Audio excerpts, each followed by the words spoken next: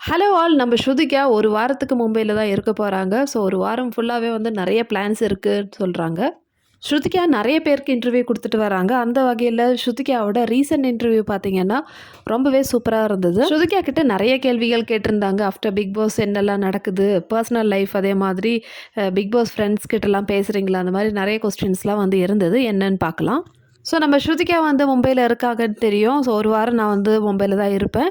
எனக்கு வந்து பிஸ்னஸ் விஷயமா வந்திருக்கேன். அதே மாதிரி ஃப்ரெண்ட்ஸ் எல்லாம் மீட் பண்ணணும், நிறையா இன்டர்வியூஸ் இருக்குது அப்படின்னு சொல்கிறாங்க. இந்த வாரம் ஃபுல்லாகவே வந்து ஸ்ருதிகா ஒவ்வொரு ஸ்டைலில் வருவாங்க. அவங்க எப்போவுமே வந்து ஒவ்வொரு ட்ரெஸ்ஸிங் ஸ்டைல் தான் கீப் பண்ணுவாங்க. ஆஸ் யூஷுவல் அவங்களுடைய ட்ரெஸ்ஸிங் ஸ்டைல் வந்து செம்மையாக இருந்தது. இன்டர்வியூவில் ஸ்ருதிகா கிட்ட கேட்குறாங்க, ஆஃப்டர் பிக் பாஸ் எல்லாருக்கிட்டையும் பேசுகிறீங்களா, பிக் பாஸ் கண்டஸ்டன்ஸ் இருக்காங்க இல்லையா, அவங்கக்கிட்ட எல்லாம் நீங்கள் பேசுகிறீங்களான்னு கேட்டபோது, ஆமாம், நான் மேக்ஸிமம் என்கிட்ட யாரெல்லாம் பேசுகிறாங்களோ அவங்கக்கிட்ட நான் கண்டிப்பாக பேசுகிறேன். நானும் சும்மா வாட்ஸ்அப்பில் பேசிட்டு தான் இருக்கோம். அதே மாதிரி சாரா பேசுகிறாங்க. சாரா வந்து கோவாவுக்கு கூப்பிட்டாங்க, ஆனால் என்னால் தான் போக முடியல. சாரா ஆலிஸ்லாம் வந்து கோவாவில் இருக்காங்க. ஸோ என்னால் வந்து அவங்க கூட போக முடியலன்னு சொல்கிறாங்க. அதுக்கப்புறம் விவின் கூட நான் வந்து பேசிட்டு தான் இருக்கேன். ஒரு தடவை விவின் வந்து எனக்கு வீடியோ கால் பண்ணியிருந்தாங்க. பக்கு கிட்ட பேசிகிட்டு இருக்கேன். ஸோ எனக்கு பிக் பாஸ் வீட்டில் கிடைச்ச பெரிய ஒரு கிஃப்ட்டு பக்கு தான். ஆஃப்கோர்ஸ் சும்மா அண்டு பக்கு தான். மேலும் ஸ்ருதிகா சொல்கிறாங்க, நான் வந்து பேசுகிறது இருக்கட்டும், இதில் எனக்கே வந்து ரொம்ப ஷாக்கிங்கான ஒரு விஷயம் என்னென்னு பார்த்தீங்கன்னா, என்னோடய ஹஸ்பண்ட் அர்ஜுனும் ரஜித்தும் வந்து செம்ம ஃப்ரெண்டாக. இது எப்போ நடந்துச்சுன்னு அந்த மாதிரி இருந்தது. அது கேட்ட உடனே இன்டர்வியூவே வந்து கேட்குறாங்க, என்ன சொல்கிறீங்க ஸ்ருதிகா? சில டைம் அர்ஜுன் நான் ஃபோன் பண்ணால் கூட எடுக்க மாட்டான். அந்த அளவுக்கு வந்து பிஸியாக இருப்பேன். என்னன்னு கேட்பேன், என்ன அந்த அளவுக்கு பிஸி உனக்குன்னு சொல்லும்போது, நான் வாட்ஸ்அப் காலில் இருந்தேன், ரஜித் கிட்ட பேசிகிட்டு இருந்தேன் அப்படின்னு சொல்லி நான் ஷாக்கிங்காக பார்த்துட்ருப்பேன். ரஜித் கிட்ட பேசுகிற இதே பற்றில இருந்துன்னு சொல்லிட்டு ஸ்ருதிகா கேட்பாங்களா. ஸோ மோஸ்ட்லி வந்து அவங்க 2 பேரும் வந்து வீடியோ காலில் பேசுவாங்க. அதே மாதிரி நிறைய பேசுவாங்க. 1 ஹவர் 2 ஹவர்ஸ்லாம் வந்து உட்காந்து பேசினே இருப்பாங்க. அப்படி என்ன தான் பேசுவாங்கன்னு எனக்கு தெரியல. நான் ரஜித் கிட்ட பேசுகிறத விட இப்போ அர்ஜுனும் ரஜித் தான் வந்து செம்ம ஃப்ரெண்ட்ஷிப்பாக வந்து பேசிகிட்டு இருக்காங்கன்னு சொல்கிறாங்க. நெக்ஸ்ட்டு ஸ்ருதிகாவோட பர்சனல் லைஃப் பற்றி கேட்குறாங்க.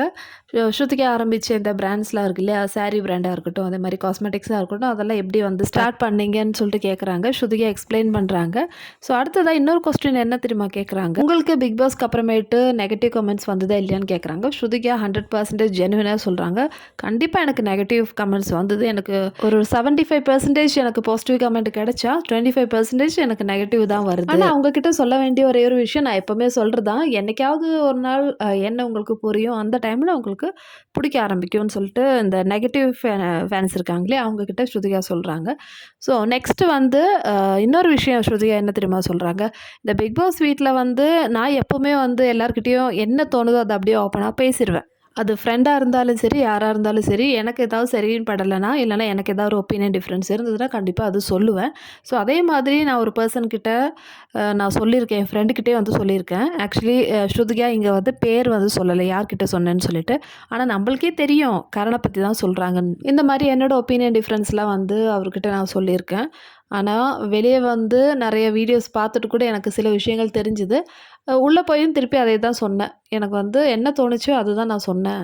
இப்போ ஒருத்தர்கிட்ட ஃப்ரெண்ட்ஷிப்பாக இருக்கணும்னு சொல்லிட்டு அவங்க என்ன பண்ணாலும் வந்து நம்ம எதுவுமே சொல்லாமல் இருக்கணும் அப்படிலாம் எனக்கு அவசியமே கிடையாது. இது வந்து என்னோடய நேச்சுரல் இப்படி தான். எஸ்பெஷலி இந்த ஒரு ரீசனுக்காகவே வந்து எனக்கு ஹேட்டர்ஸ் இருக்காங்க. ஆனால் அதெல்லாம் எனக்கு பிரச்சனையே இல்லை. என் பையன் கூட ஒருத்தர் எனக்கு ரொம்ப சூப்பராக அட்வைஸ் பண்ணேன். என்னென்னா, எப்போவுமே வந்து ரொம்ப பெரிய செலிப்ரிட்டிஸ்க்கு தான் வந்து நிறைய ஹேட்டர்ஸும் இருப்பாங்க, நிறைய ஃபேன்ஸும் இருப்பாங்க. ஸோ அதனால் உனக்கு வர நெகட்டிவ் கமெண்ட்ஸ்லாம் வந்து நீ கண்டுக்காத, உனக்கு வர பாசிட்டிவ் கமெண்ட்ஸ் பார்த்து சந்தோஷப்படுன்னு சொல்லிட்டு ஸ்ருதிகாவோட பையனே வந்து அட்வைஸ் பண்ணாங்களாம். ஸோ இதை கேட்டு வந்து இன்டர்வியூர் வந்து கேட்குறாங்க, உங்கள் பையன் எத்தனாவது படிக்கிறாங்க, இவ்வளோ பெரிய அட்வைஸ் கொடுத்துருக்காங்களே உங்களுக்குன்னு சொல்லிட்டு. ஸ்ருதிகாவும் அதுதான் சொல்கிறாங்க, ஆமாம், என் பையனே வந்து இவ்வளோ பெரிய அட்வைஸ் கொடுத்துருக்கான், அப்புறம் நான் எதுக்கு வருத்தப்படணும், நான் வந்து ஹாப்பி தான். ஸோ எல்லாத்துலேயுமே வந்து பாசிட்டிவ் நெகட்டிவ்ஸ் இருக்கும், அது வந்து பிரச்சனையே கிடையாதுன்னு சொல்லிட்டு ஸ்ருதிகா வந்து செமையாக சொல்கிறாங்க. அடுத்தது ஸ்ருதிகா கிட்ட கேட்குறாங்க, நீங்கள் இப்போது கத்ரான்கா கில்லாடி கூப்பிட்டீங்கன்னா போவீங்களான்னு கேட்குறாங்க. அதுக்கு வந்து ஸ்ருதிகா ஃப்ராங்காக பதில் சொல்கிறாங்க, எனக்கு ஹைட்டுனா ரொம்ப பயம், கத்ரான்கா கில்லாடிலாம் வந்து ரொம்ப அட்வென்ச்சராக இருக்கும் ஒவ்வொரு டாஸ்க்கும். ஸோ பிக் பாஸ் ஹவுஸ்லேயே வந்து ஒவ்வொரு டாஸ்க்கும் வந்து நான் பயந்து தான் பண்ணுவேன், அதனால தெரியல, மேபி அந்த மாதிரி ஒரு சான்ஸ் வந்தால் அப்போ என்ன சுச்சுவேஷன் இருக்கோ அதுக்கேற்ற மாதிரி நான் வந்து டிசைட் பண்ணுவேன்னு சொல்கிறாங்க. ஸோ இதே மாதிரி ஸ்ருதிகா கிட்ட நிறைய கொஸ்டின்ஸ் கேட்குறாங்க. எல்லாத்துக்குமே வந்து ஸ்ருதிகா ரொம்பவே ஜென்யூனாக பதில் சொல்கிறாங்க, எந்த ஒரு கன்ஃபியூஷனுமே இல்லாமல். ஸோ இதுதான் வந்து ஸ்ருதிகா கிட்டே பிடிச்சது. எல்லாமே வந்து நேர்மையாக சொல்லிடுவாங்க. அவங்க மைண்டில் என்ன இருக்குதோ அது எல்லாமே வந்து ஓப்பனாகவே சொல்லிடுவாங்க. ஸ்ருதிகா வந்து ஒரு ஓப்பன் புக்குன்னே சொல்லலாம். அடுத்ததா ஸ்ருதிகாவுக்கு என்ன பிளான் சொல்லிட்டு இன்னும் தெரியாது. மும்பையில ஒரு வாரம் இருக்க போறேன்னு சொல்றாங்க வேற. ஸோ என்னெல்லாம் பிளான் இருக்குன்னு சொல்லிட்டு நம்ம அடுத்த அப்டேட்ஸ்ல பார்க்கலாம். ஸோ ஆஸ் யூசுவல் இந்த வீடியோ பிடிச்சிருந்தா சேனல் லைக் பண்ணுங்க, ஷேர் பண்ணுங்க அண்ட் சப்ஸ்கிரைப் பண்ணுங்க. இதே மாதிரி அடுத்த வீடியோல பார்க்கலாம்.